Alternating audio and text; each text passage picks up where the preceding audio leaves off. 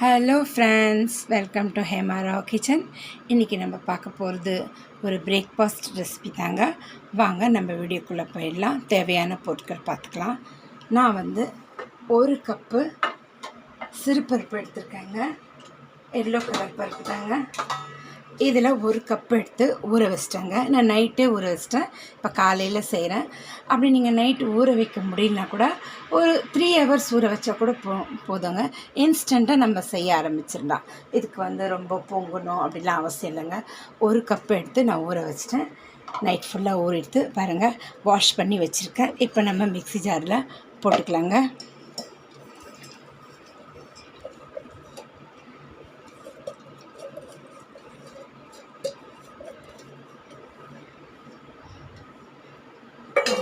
வச்சிடலாம்.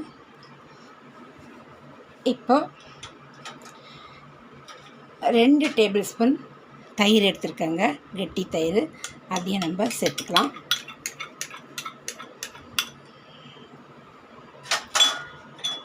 இதே அளவு 2 டேபிள் ஸ்பூன் கடலை மாவு எடுத்துருக்கேங்க, அதையும் போட்டுக்கலாம். 2 டேபிள் ஸ்பூன் ரவை எடுத்துருக்குங்க. இதே அளவு தாங்க. தயிர், கடலை மாவு, ரவை நீங்கள் இஷ்டம் இருந்தால் சேர்க்கலாம், இல்லைன்னா கூட நீங்கள் ஸ்கிப் பண்ணலாங்க. இது ஒரு கிறிஸ்பி தன்மை கொடுக்கறதுக்காக தாங்க. கடலை மாவு பைண்டிங்காக. சரிங்க, அதையும் சேர்க்கலாம். இப்போது சர்க்கரை ஒரு கோல்டன் கலர் வரத்துக்காகங்க ஒரு 1/4 டீஸ்பூன் எடுத்து வச்சுருக்கேன், அதையும் சேர்த்துக்கலாம். உப்பு ஒரு 1/2 டீஸ்பூனுங்க, அதையும் சேர்த்துக்கலாம். நம்ம ஒரு 1/2 ஸ்பூன் சீரகம், நல்லா கமகமன் வாசனையாக நல்லாயிருக்கும். ஒரு 10-12 மெழுகு எடுத்து வச்சுருக்கேங்க, அதையும் போட்டுக்கலாம். 2 பச்சை மிளகாய், ஒரு துண்டு இஞ்சி எடுத்து வச்சுருக்காங்க. பாருங்கள், ஒரு இன்ச்சு அளவுக்கு இஞ்சி, இதையும் நம்ம கட் பண்ணி போட்டுக்கலாம். கருவேப்பிலை நல்லா வாசனையாக இருக்கிறதுக்காக ஒரு 4-5 இனிக்கு கருவேப்பிலை போட்டுக்கோங்க. சரிங்களா? இப்போ நான் இதை நல்லா அரைச்சிட்டு வந்துடுறேங்க. பார்க்கலாம். பாருங்கள், அரைச்சிட்டு வந்துட்டேன். நான் இதில் தண்ணி விடலைங்க. இந்த பருப்பில் இருந்த நம்ம போட்ட பார்த்திங்களா, ஊற வச்ச தண்ணியும் கொஞ்சோண்டு தான், ஒரு 2 டேபிள் ஸ்பூன் தயிர் போட்டது அதுதாங்க. இப்போ நம்ம இதை இந்த பாத்திரத்தை ஊற்றிடலாம். அவ்வளோதாங்க. இது ஒரு 10 நிமிஷம் வச்சிடலாம். இப்போ இதுக்கு தேவையான நம்ம மேலே போடுறதுக்கு ஊத்தாப்பத்துக்கு ஒரு வெங்காயம், சின்ன வெங்காயங்க கட் பண்ணி வச்சுருக்கேன் பொடிசாக, கொஞ்சம் கொத்தமல்லி, ஒரு தக்காளி, அது உள்ளே இருக்கிற அந்த விதைகள், அந்த ஜூஸ் எல்லாம் எடுத்துகிட்டு கட் பண்ணி வச்சுருக்கேங்க. ஒரு பாதி குடமிளகாயை பொடிசாக கட் பண்ணி வச்சுருக்கேன். இதை நம்ம சுடும் போது போடுவோம். இப்போ நம்ம பேக்கிங் பவுடர் போட்டு மிக்ஸ் பண்ணோம். அது நம்ம எப்போ சுடுறோமோ அந்த அப்போதைக்கு அப்போவே நம்ம போடுவோம். சரிங்களா? அப்போ தான் நல்லா சாஃப்ட் அண்ட் ஸ்மூத்தாக வருங்க. சரி, இப்போ இது ஒரு 10 நிமிஷம் இதெல்லாம் ஒரு ஓரம் வச்சிடலாம். இதுக்கு வேண்டிய ஒரு சட்னிக்கு நம்ம பார்த்துக்கலாங்க. இது கூட இப்போ நம்ம ஒரு தேங்காய் சட்னி பார்த்துக்கலாங்க. நான் சின்ன முடியில் ஒரு 1/2 முடி தேங்காய், இது 1/2 கப்பு வந்திருக்கு பாருங்கள். இது மிளகாய் அரைச்ச மிக்ஸி தாங்க, அதிலே நான் போட்டுக்கிறேன். ஓகே, ஒரு சின்ன துண்டு புளி, நெல்லிக்காய், சின்ன நெல்லிக்காயிலையும் பாதி புளி எடுத்து வச்சுருக்கேங்க, ஏன்னா இந்த இதுக்கு போதும். ஒரு சின்ன துண்டு இஞ்சி 2ஆக கட் பண்ணி வச்சுருக்கேன். ஒரு 2 பச்சை மிளகாய், ரொம்ப குட்டி குட்டியாக இருக்கிறதுனால நான் 3ஆக போடுறேன், நீங்கள் 2ஆக போட்டுக்கோங்க. காரமாக இருந்தால் இது காரமாகவும் இருக்காது. ஒரு 2 சிட்டிகை சீரகம், ஒரு 5-6 மெழுகுங்க. இந்த சட்னிக்கு தேவையான உப்பு, இதையும் நான் அரைச்சிட்டு வந்துடுறேங்க. பார்க்கலாம்.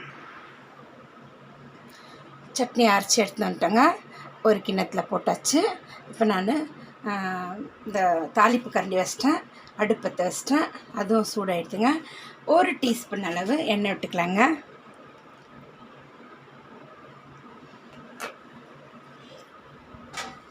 இப்போ தாளிக்கிறதுக்கு 1/4 டீஸ்பூன் கடுகு, 1/4 டீஸ்பூன் உளுந்து, 1/4 டீஸ்பூன் கடலைப்பருப்பு, ஒரு காஞ்ச மிளகாவை நான் கிள்ளி வச்சுருக்கேங்க.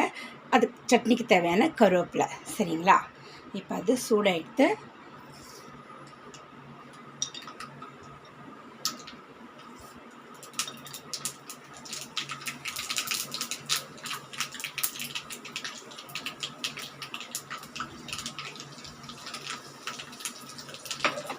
கருவேப்பிலையை கொஞ்சம் கிள்ளி போட்டுக்கோங்க.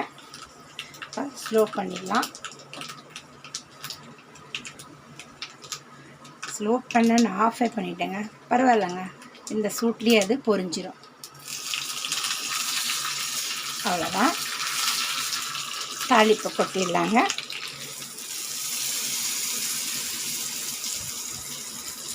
இப்போ நம்ம இதை ஒரு ஓரம் வச்சுட்டு ஊத்தாப்பம் செய்கிறத பார்த்துக்கலாங்க.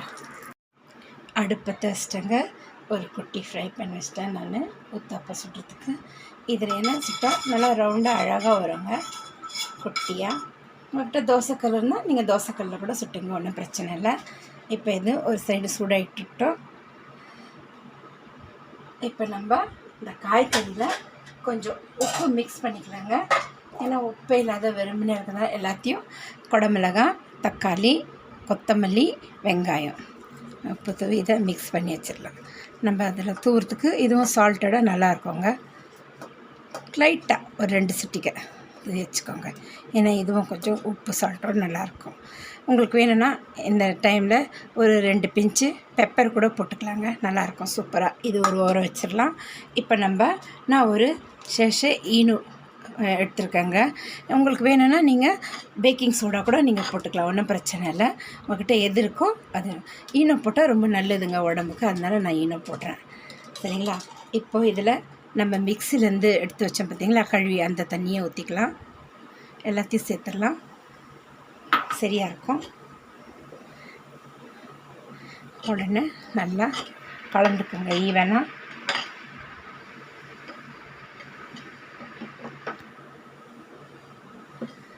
அதாங்க பாருங்கள், கரெக்டாக இருக்குது.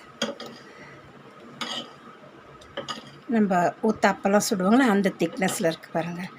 ரொம்ப திக்காகவும் இல்லை, ரொம்ப தின்னாகவும் இல்லை.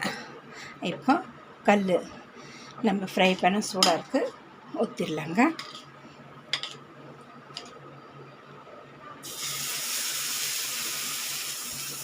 ஒன்றும் பண்ணாதீங்க, அப்படியே விட்டுருங்க. இப்போ இந்த மிக்சரை, வெஜ் மிக்சர் இப்படி நம்ம தூவிக்கலாம். பாருங்கள், தக்காளி, இந்த குடமிளகாய் நல்லா கலர்ஃபுல்லாக இருக்குது. ஒரு கையிலேயே ஒரு அழுத்தம் கொடுத்துருங்க, ஏன்னா அதோட பொதஞ்சிக்கும். இல்லைன்னா நம்ம திருப்பி போட்டால் எல்லாம் வெளியே வந்துடுவாங்க, அது நல்லதாங்க. பார்க்குறதுக்கும் கலர்ஃபுல்லாக இருக்குது பாருங்கள். கொஞ்சம் ஸ்லோ பண்ணிக்கலாம், கொஞ்சம் லைட்டாக எண்ணெய் விட்டுக்கலாம். இதெல்லாம் ஒரு 2 செகண்டு பாருங்கள்.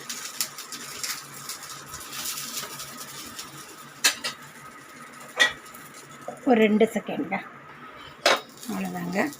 எடுத்துடலாம், திருப்பி போடலாம். சூப்பர், எப்படி வந்திருக்கு பாருங்கள், நல்லா கோல்டனாக. இப்போ இதுவும் ஒரு 2 செகண்ட் வேகட்டோங்க. எடுத்துடலாங்க. 2 நிமிஷம், 2 செகண்ட் ஆகிடுச்சு. சரி பாருங்க, எவ்வளோ சூப்பராக நல்லா வந்திருக்குங்க.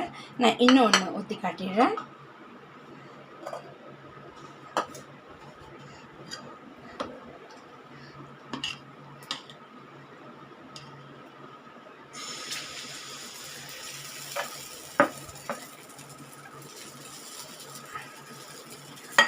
பாருங்கள், எவ்வளோ நல்லா பொங்கி வருது பாருங்கள். அதில் ஹோல்ஸ் வருது, உங்களுக்கு தெரியுதா இல்லையான்னு தெரில. பாருங்கள், நல்லா டாட்டாக வருது பாருங்கள்.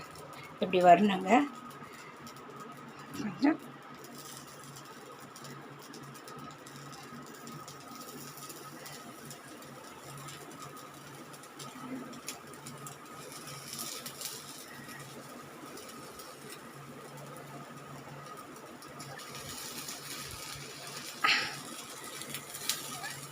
நீங்கள் தோசை கரண்டிலே கூட பண்ணலாம். என்ன அது மாவெல்லாம் ஒட்டிக்கும், அதனால தான் நான் இப்படி கையை வச்சு இப்படி ப்ரெஸ் பண்ணுறேன், கொஞ்சம் லைட்டாக. சரிங்களா? இப்போ லைட்டாக ஒரு 1/2 ஸ்பூன் எண்ணெய் விட்டுக்கோங்க. இப்போ ஒரு 2 செகண்ட் நம்ம இதை மூடி போட்டு வேக விட்டுருவோம்.